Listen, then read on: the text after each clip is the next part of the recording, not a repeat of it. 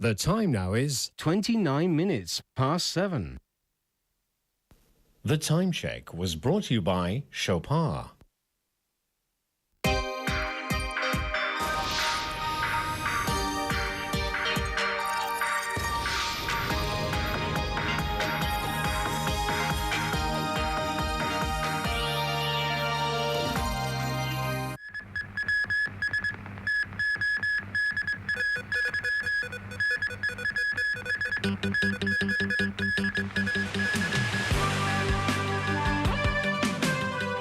President Hu Jintao reviews troops in a National Day parade. China showcases its latest weaponry. And death toll in Indonesian quake tops 500.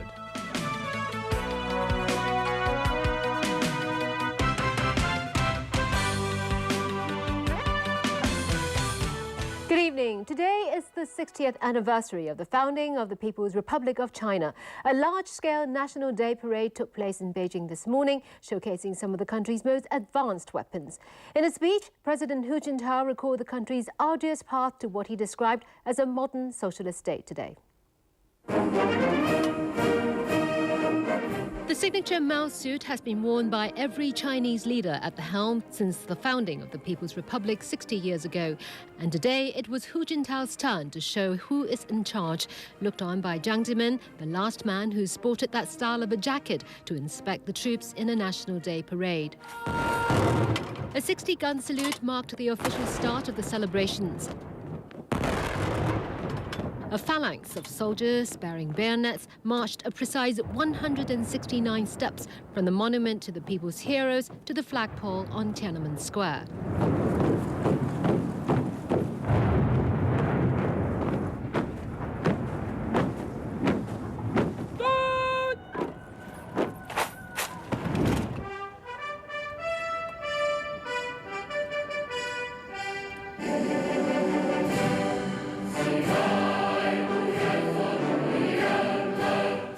And then a throng of patriotism marked the proud moment of the nation. Past leaders who stood atop that limousine to inspect the troops on National Day were reaffirmed as those who led the country into a new political era.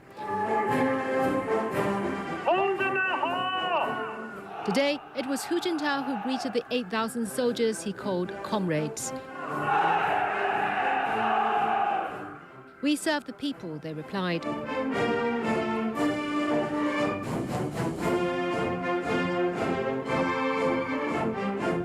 In a speech afterwards, Hu Jintao said on this day 6 decades ago, the people of China experienced more than a century of bloody struggle and finally achieved victory through revolution. It was here that Chairman Mao Zedong proclaimed the founding of the People's Republic, he said, and since then, the Chinese people would stand tall. Today, a socialist China geared to modernization, the world and the future has stood rock firm in the east of the world, Hu said. The people of China, he added, have the confidence and ability to strengthen the country and contribute to the rest of the world. The president also called on the party, the armed forces and people of all ethnic groups to unite and build a democratic, civilized, harmonious and modernized socialist country. China stages largest ever military parade today. It showed off a broad range of Chinese-made weapons, many of them seen by the rest of the world for the very first time. 80,000 flag-waving youths formed the characters faithfully safeguarding the party. A formation of Type 99 main battle tanks led the parade. They are equipped with 125mm guns capable of piercing through 850mm armor from 2,000 meters away.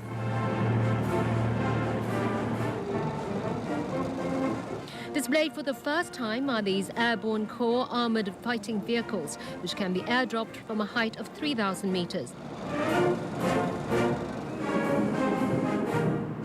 Also stealing the show were these unmanned reconnaissance aircraft, a relatively new addition to the People's Liberation Army arsenal. 108 cruise missiles poised on top of a convoy of vehicles were a show of the country's military advancement. The Dongfang 21C medium-range missiles have a range of 4,000 kilometers, capable of reaching most parts of Asia, and are regarded as the weapon against aircraft carriers. The Dongfang 31A intercontinental ballistic missiles can carry nuclear warheads and have a range of more than 10,000 kilometers, capable of reaching most parts of the world. In the skies, leading the flypast was a KJ-2000 airborne warning and control system aircraft, used last year in security control during the Beijing Olympics. Next came the H-6 bombers with an operating range of over 5,000 kilometers. The Chinese-made third-generation J-10 fighter jets are the trump cards of the PLA Air Force. There were also the J-11 fighters. China's first batch of women fighter pilots showed off their skills, flying the K-8 trainers to wrap up the spectacular show. All the weaponry displayed today are made in China, with almost 90% of them taking part in a military parade for the first time, marking a new era in China's military might. About 100,000 troops and civilians took part in a colourful parade through the centre of Beijing. Nicole Sang has more.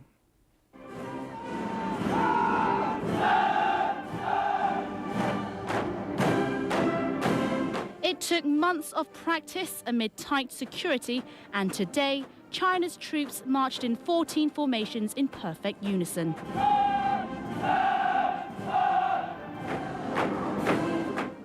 Young men of the Army, Navy and Air Force saluted their leaders, who looked on from the balcony of Tiananmen, the front gate of the Forbidden City.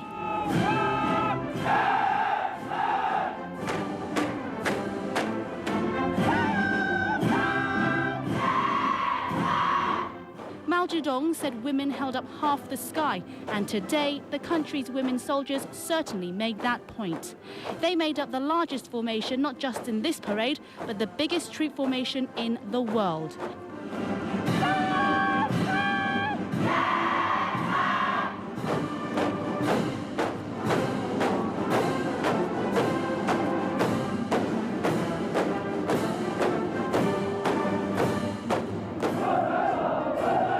To drum in the point that size does matter, 1,949 youths marched down Chang'an Avenue with the largest flag, to the accompaniment of a 4,000-strong orchestra and choir. 49 different slogans, which flashed across Tiananmen Square, were made up by 80,000 youngsters holding up coloured cards for hours. 36 formations of a variety of themes made their way through the heart of the capital. China's astronauts reminded the world of the country's achievements in space exploration. The first astronaut to do a spacewalk was in full gear. Top athletes reignited the pride of the success of last year's Beijing's Olympics. For the first time, different nationalities joined the parade, while the characters that read "Safeguard World Peace" swept across the square. Hong Kong was represented by a float with models of the IFC and the Convention and Exhibition Centre. The chief executive was poised to record the moment. 60,000 doves released over Tiananmen, followed by a cloud of balloons, symbolised China's aspiration for a peaceful and bright future. Nicole Sang, TVB News. And the festivities continue in the capital tonight. A National Day evening gala and fireworks show will begin in Tiananmen Square at 8 p.m. The amount of fireworks to be discharged tonight will be double that used during the opening ceremony of the Beijing Olympics. And our reporter Mona Lam is standing by in Beijing. Mona, what's the atmosphere like? Hi, Jenny. I'm at an intersection in the eastern side of Tiananmen Square right now, and this is one of the vantage points to see the fireworks tonight. It might be a little too dark for you to see, but there are already people lined up, along the street behind me right now, and police have to adopt crowd control measures already. And earlier today, I also talked to another crowd who are out to celebrate the National Day.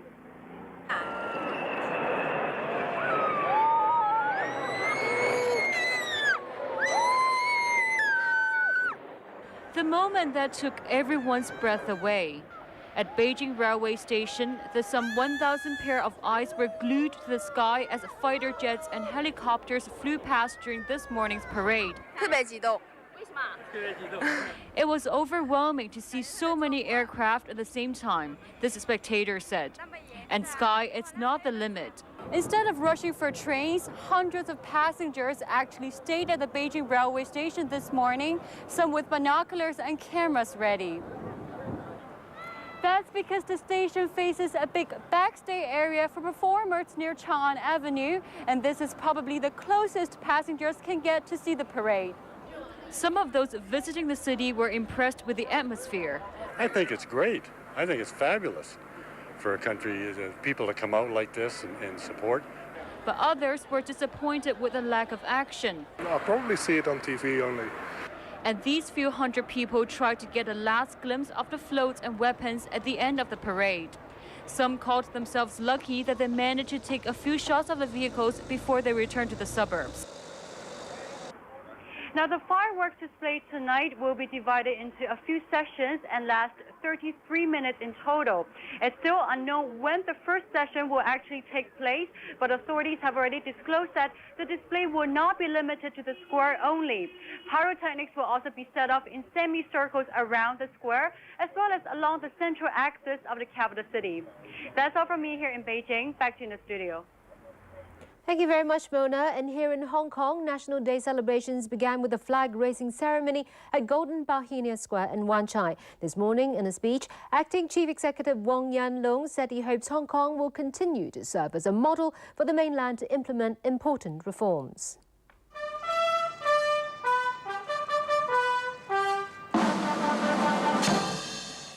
It is a ceremony held every year on this day at Golden Bauhinia Square. This time around, it was Secretary for Justice Wong Yan Long standing in for the Chief Executive. Donald Tsang and most of his senior staff are in Beijing, and the Financial Secretary is recovering in hospital from heart surgery. Hong Kong saluted the country from both the land, at sea,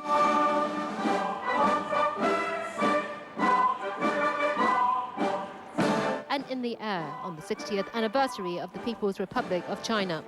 In the crowd were a group of mainland visitors who also celebrated their 60th birthday this year.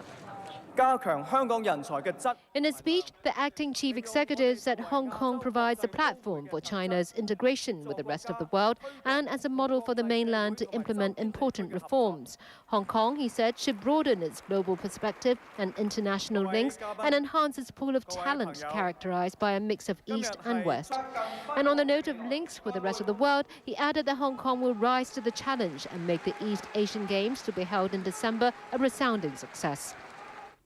National Day fireworks display over Victoria Harbour will be held as scheduled at 8 o'clock this evening.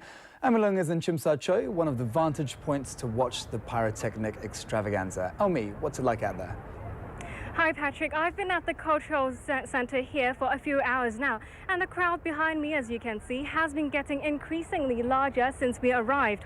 It's been a very hot and humid afternoon, but spectators aren't really complaining, as the weather was rather unstable at the beginning of the week, and that raised questions as to whether tonight's event will be postponed, and especially when the amber rainstorm signal was even issued yesterday. As the sky became clearer today, so did the answer. Authorities announced that around 10 o'clock this morning, that's the National Day fireworks display will go ahead as scheduled. There were concerns that it might be postponed as weather conditions in the last couple of days have been rather unstable.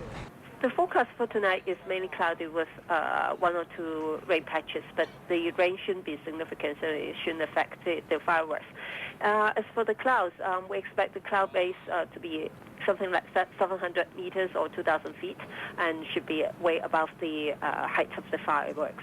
With that reassurance, hundreds have flocked to the Tsim Sha Tsui waterfront. Many have been waiting for hours under the heat for a spot to catch the show.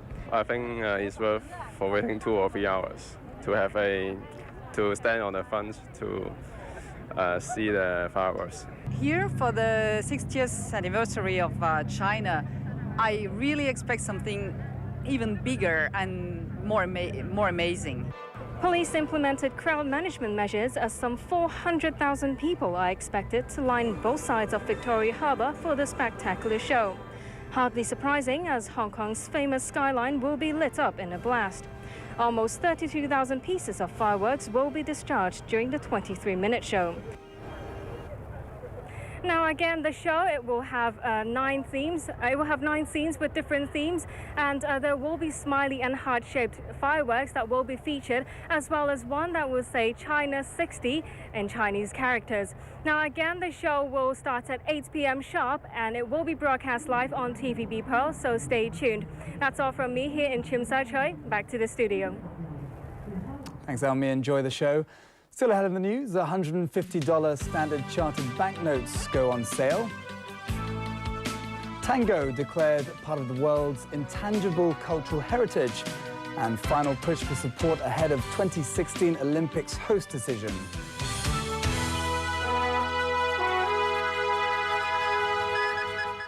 Glittering fireworks, accompanied by the amazing sound and light extravaganza.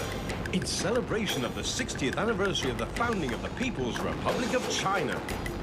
The Chinese General Chamber of Commerce special, China National Day fireworks display.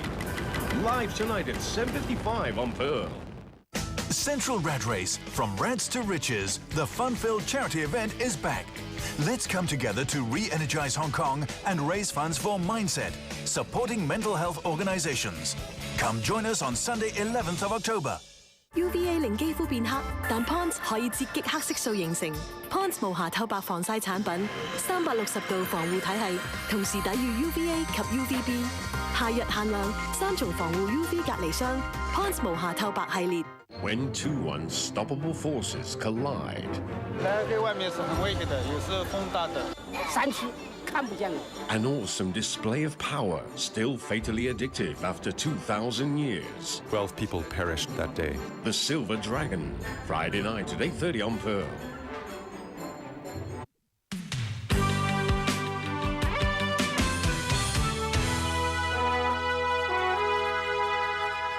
Welcome back.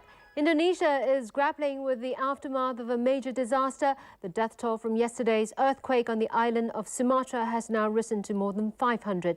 Government officials say thousands could be dead. Jeremy Austin reports.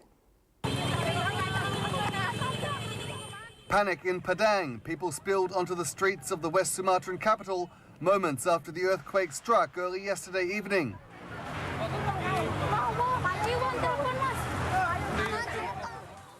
Fires raged as night fell. The coastal city of 900,000 people was close to the epicenter of the 7.6 magnitude quake. Overnight, people struggled with their bare hands to dig survivors out from the rubble of hundreds of collapsed buildings. Casualties were treated by torchlight at clinics as power supplies were cut. By daylight, the full extent of the damage was clear, and rescue efforts began to gather some momentum. Troops managed to pull this injured woman from beneath the debris of one collapsed building, but many others will not be so lucky. 30 students are missing and feared dead at this school, where they were taking after-school classes. We hope we will find survivors, but we cannot say for sure, said this military rescue worker. Also destroyed by the earthquake, the historic Ambachang Hotel in downtown Padang. At least 9 bodies have been found inside the building. Surveying the damage, Padang's Mayor Fauzi Bahar said around 100 guests and staff members remain unaccounted for. With landslides blocking roads and no telephone services, officials can only guess at what the situation might be like in outlying towns and villages. Indonesia's health minister said today the final death toll may be more than thousands. A second 6.8 magnitude quake rocked an area south of Padang this morning, further stretching the scope of relief operations. Jeremy Austin, TVB News. Now, last-minute lobbying is in full swing ahead of a vote in Copenhagen tomorrow to decide which city will host the 2016 Olympic Games. Chicago, Rio de Janeiro, Madrid and Tokyo are all in the running. It's a tale of 4 cities. Chicago has the support of talk show host Oprah Winfrey and the First Lady of the United States. Everything about this bid speaks to what the city has to offer. Having the games right along that beautiful, glorious lakefront, using the existing park structure to ensure that we're making the kinds of investments and we'll have the kind of wonderful leave-behinds that will benefit the city over the long run. She'll be joined by her husband, US President Barack Obama, tomorrow when they become part of the team presenting Chicago's bid. Obama won't be the only national leader making his presence felt. Brazilian President Luiz Ignacio Lula da Silva is in Copenhagen to promote Rio de Janeiro's bid. He borrowed Obama's election catchphrase, "Yes, we can," and insisted no one has presented a project of the magnitude that Rio has. The city's Olympic budget is more than $14 billion, larger than its 3 other rivals. Madrid is considered an outsider. The next Olympics will be held in London, and many believe it's unlikely another European city would win the bid for 2016. And reports that a Spanish Olympic official criticized Rio's bid certainly didn't help. We want to apologize, Rio, if he has been bothered by the comments. So all the bids are really very good bids, that we have trying to have the fair play around these 3 years and a half. Comedian Kanpei Hazama is rallying behind Asia's sole representative. He's in the midst of a 2.5-year round-the-world trek, but still found time to voice support for Tokyo's bid in Copenhagen. The Japanese capital is the only finalist to have hosted the Games before, back in 1964. Back locally, commemorative $150 banknotes issued by Standard Chartered Bank, marking the bank's 150-year presence in Hong Kong, went on sale today. Buyers can even choose their own serial number to be inscribed on the banknote. Nicole Sang has more. Long lines at the Convention and Exhibition Centre in Wan Chai this morning. They were all waiting to grab hold of special $150 banknotes issued by Standard Chartered. The notes went on sale today to commemorate the bank's 150 years in Hong Kong. Some of these people had been here for more than 20 hours. Those willing to pay a bit extra could pick their own 6-digit serial number to be inscribed on the note. Choosing the birthdays of loved ones was one popular option. I chose my son's birthday because it would be so memorable for him, something he can keep for the rest of his life, this man said. But this man had other ideas. He hopes to make money by selling the notes later as the value increases. Standard Chartered said there's been a strong demand for banknotes with their own serial numbers, saying they were 8 times oversubscribed. But some say the response this time was not as strong as the sale of commemorative Olympic banknotes last year. Nicole Sang, TVB News. Sports now. A dramatic finish between Australia and Pakistan in their final group match of the ICC Champions Trophy in South Africa. Nothing short of a win required for the Aussies to be sure of a place in the semi-finals of the competition. Pakistan were put into bat after losing the toss. Opener Kamran Akmal got his side off to a fine start, scoring a solid 44. Mitchell Johnson performed best for the Aussies with the ball. He took 2 for 45 and took a catch to dismiss skipper Yunus Khan at mid-on. Mohammad Yusuf top-scored with 45 as Pakistan put on a modest 205 for 6. Australia needed a run rate of only 4.1 and over and looked to be cruising as Michael Hussey made it 101 for 2 after just 21 overs. He eventually fell for 64 thanks to a superb Yorker from Naveed Ul Hassan. That marked the start of an incredible collapse as the Aussies lost 3 on the trot for only 2 more runs. That left them on 176 for 7. To the last ball now, and it's 1 run needed off 1 ball. A bit of luck saw the Aussies through. Australia now face England in the semis on Friday, while Pakistan take on New Zealand on Saturday. The tango has been declared part of the world's intangible cultural heritage at a UNESCO meeting in Abu Dhabi. The tango originated in Argentina and Uruguay in the late 19th century. Both countries have long argued over the birthplace of the dance, but they put aside their differences last year in a bid to persuade UNESCO to recognize the tango as a protected cultural tradition. That's the news. Thanks for watching. Good night. Good night.